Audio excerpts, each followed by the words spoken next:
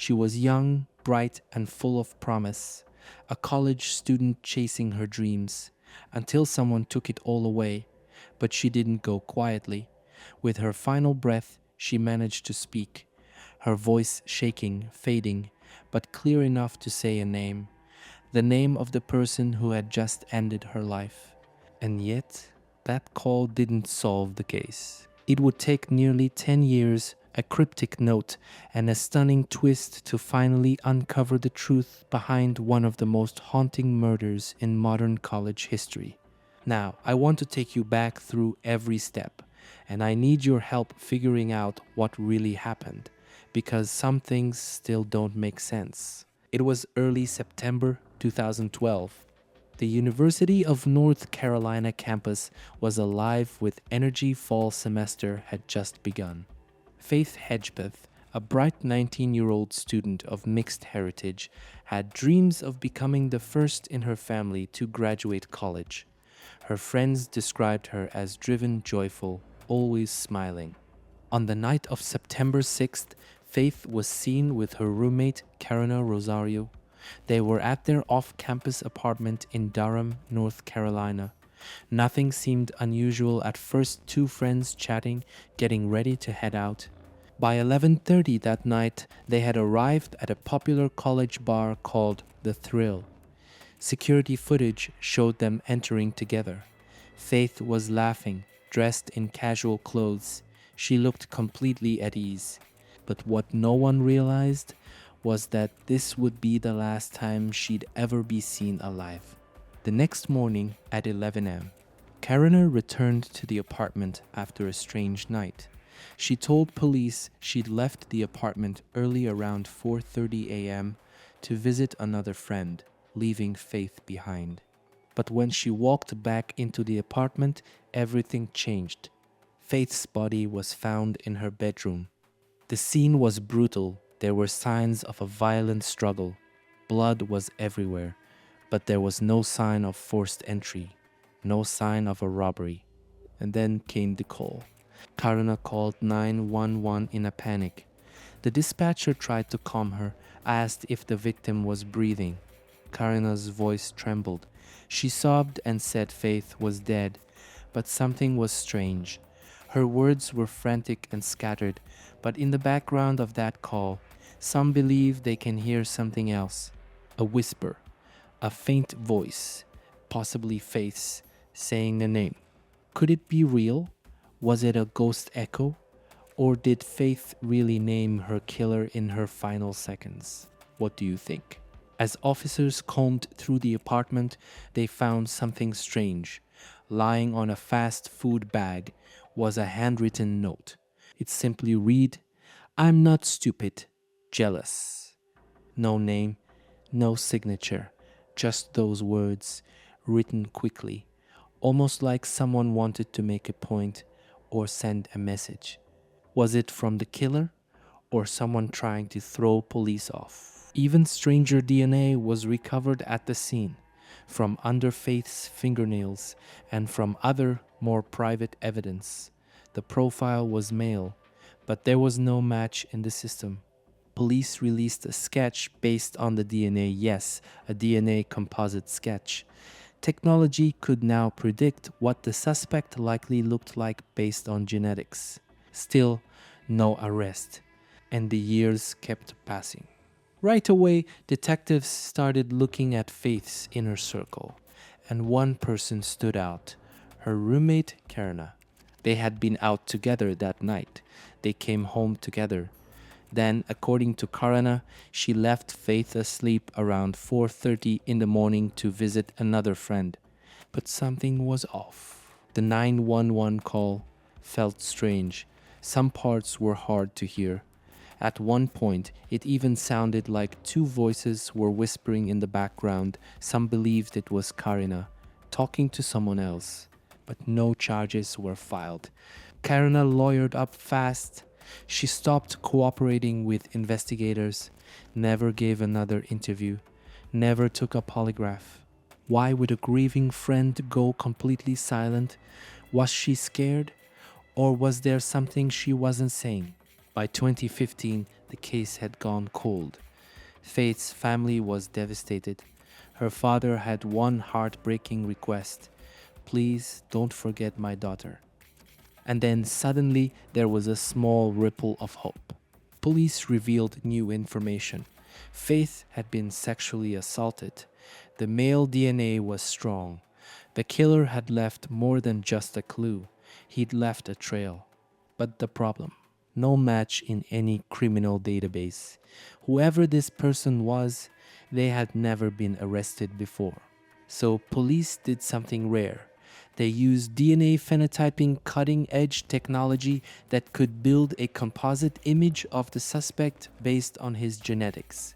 The image showed a Latino male, likely between 20 and 26, with olive skin and black hair.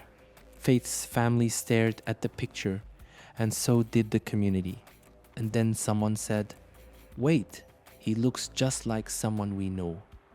Remember the note: "I'm not stupid, jealous." Police started re-examining every person who had ever shown obsessive behavior toward Faith: friends, classmates, and ex-boyfriends. One name kept coming up: Eric Tekoy Jones. He had once dated Karina, not Faith, but sources said he was often around them. He had threatened Faith on social media months before her death. Something about hurting her if she didn't stay away. Still, there was no physical evidence linking him to the crime. But something else happened in 2016. A private investigator hired by Faith's family uncovered shocking details in Faith's last Facebook messages. Some showed she was afraid. She mentioned a man who made her uncomfortable, someone she thought might hurt her. Could this have been the person who killed her? And if so, why would it take another 5 years to finally prove it? In 2016, detectives quietly ran a new round of DNA testing, this time using a private lab with next-gen forensic tech. It wasn't just about comparing DNA anymore. It was about predicting relationships. That's when the real breakthrough happened. The lab used a process called genealogy tracing. They compared the killer's DNA to thousands of public ancestry databases, and slowly a family tree started forming. At the very edge of that tree was a man who had once dated Faith's roommate, not Eric, someone else, someone no one had suspected before. And this man had a connection to the apartment, to Karina, and possibly to that mysterious note. The man's name was Miguel Enrique Salguero Olivers. He wasn't famous, not a repeat criminal. He had no known violent history. But here's the twist: he had been in that apartment building before.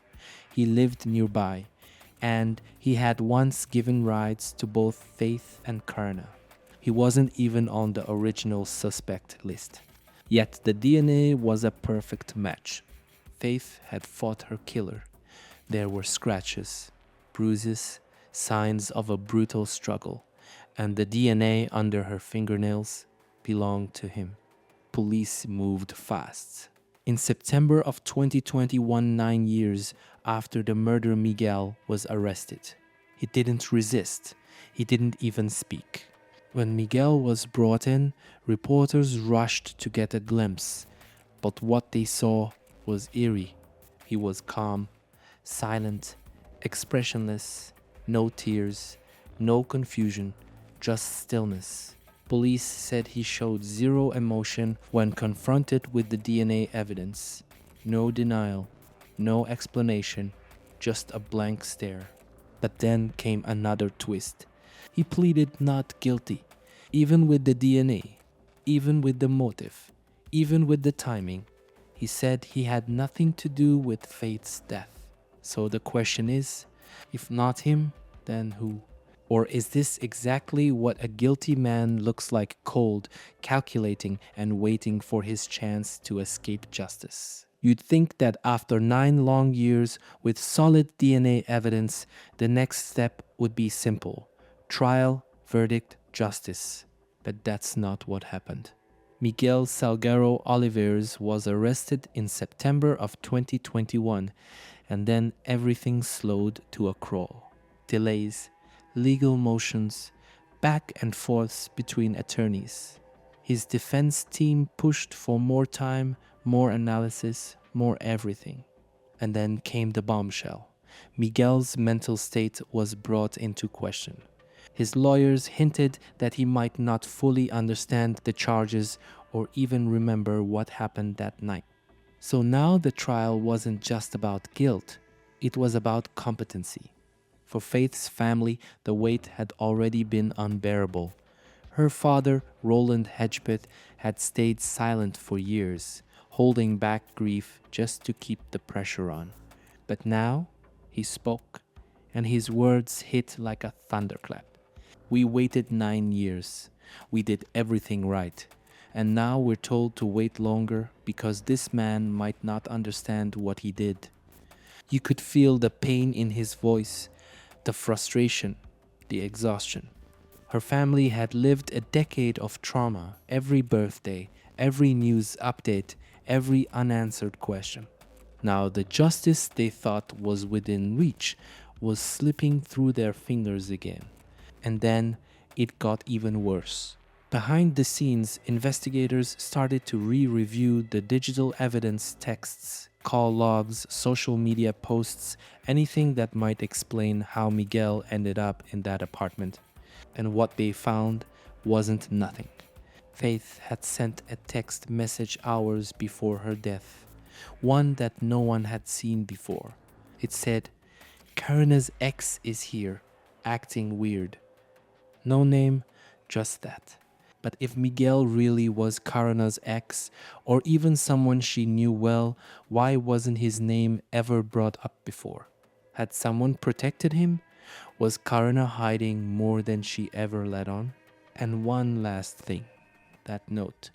"I'm not stupid, jealous."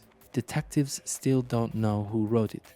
Could it have been a warning, a confession, or maybe a final message from the killer himself? As investigators kept pulling at threads, one theory started gaining weight.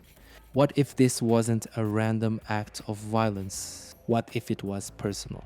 Some insiders began to believe that Faith's murder wasn't about robbery or opportunity, it was about jealousy, rage, and possibly a love triangle gone very wrong.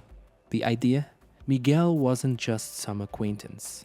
Some sources believe he had a complicated history with Karina and possibly even felt Faith was getting in the way. The note, "I'm not stupid, jealous," could have been aimed at Faith. Or could it have been from someone else?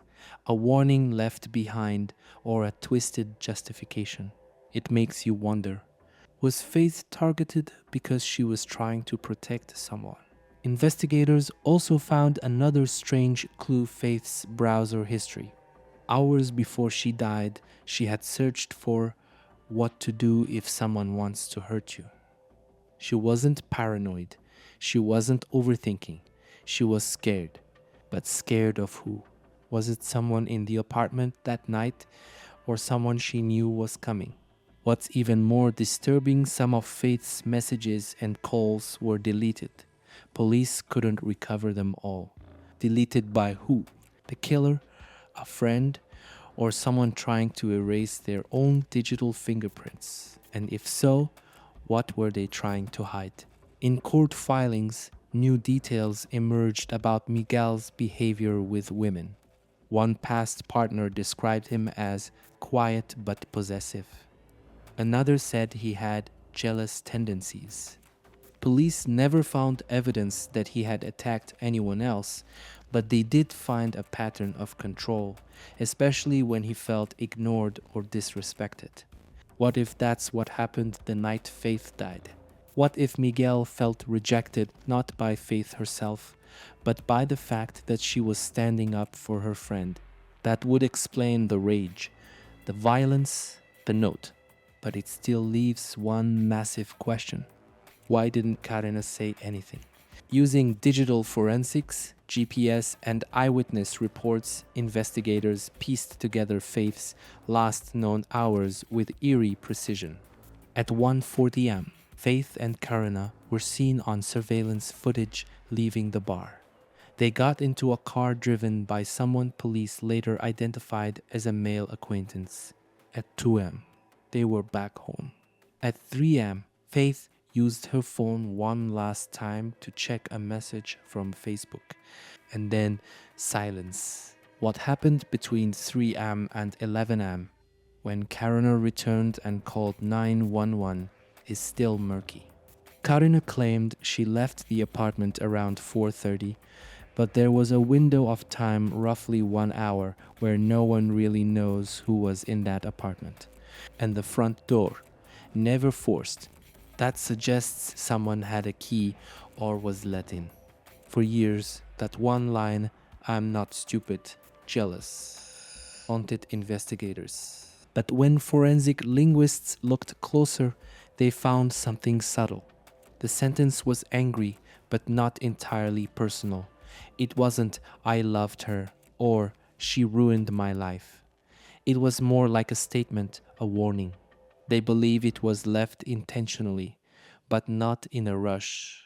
Whoever wrote it took the time to place it, not just scribble and run. It was set carefully on the fast food bag in plain view. That behavior doesn't scream panic. It suggests someone who thought they had time, someone who wasn't afraid of being caught. Which brings us back to a troubling theory. Did the killer believe someone would cover for them? One of the most chilling parts of this case isn't a piece of physical evidence, it's a sound. A whisper, heard faintly, barely there beneath the panic in the 911 call. Audio experts have debated for years over what was said. Some claim it's nothing, just noise. Others swear they hear a name. Some say it's "help me." Others swear it sounds like "I tried." But a few listeners, including Faith's own family, say they hear her voice, and the word they think she says is Miguel. If that's true, then Faith Hedgepeth, bleeding, dying, alone, named her killer with her last breath. And somehow, it still took 9 years to arrest him. As of now, Miguel Salguero Oliveros remains in custody. He's still awaiting trial. There's no official conviction, no official resolution. And for Faith's family, that's unbearable. They have the DNA, they have the arrest, but they don't have closure. It's been over a decade. Her bedroom has been silent ever since, her college dreams frozen in time. The university held vigils, her friends left letters, but her seat at graduation stayed empty. And still no jury has heard the case. No verdict has been read. Justice hasn't spoken. Just silence, delays, and questions. The kind that keep you up at night. Faith Hedgepeth's story is more than a case file. It's a reminder that even in her final moments, bleeding, terrified, and alone, she didn't give up. She fought her killer. She scratched. She screamed. She may have even spoken his name in a whisper the world is still trying to hear clearly. She left behind fingerprints of the truth on skin, on DNA, on a note. And most haunting of all, on a 911 call that still echoes with mystery. So now I turn to you. Was the killer always right there? Did someone protect him? Was this about jealousy or betrayal? And why did it take 9 years for the system to catch up with what Faith may have told us in just one breath? Tell me what you think, because this story, it's not over yet. Not until there's a verdict. Not until there's peace. Not until Faith can finally rest